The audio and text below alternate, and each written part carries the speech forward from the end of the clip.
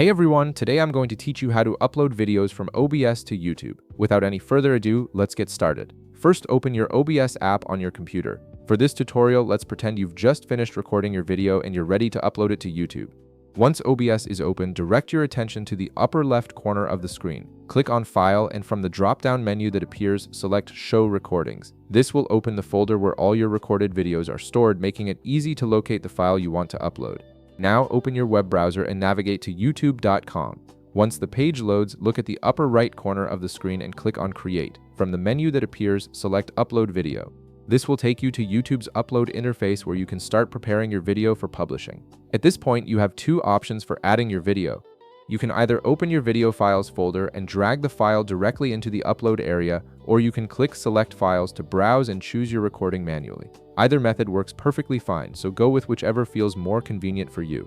After your video begins uploading, you'll see several fields you need to fill out. First, enter your title in the designated field. This is what viewers will see when they find your video, so make it clear and descriptive. Below the title field, you'll find a space to enter a description.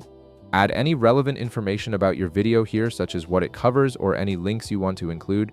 Optionally, below the description area, you'll see a section for thumbnails. If you have a custom thumbnail prepared, you can click Upload File to add it.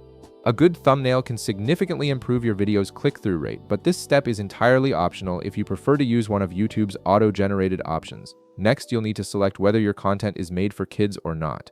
Choose the appropriate option by clicking the corresponding button. This is a required setting that helps YouTube comply with children's privacy laws. Once you've configured these settings, click Next in the bottom right corner.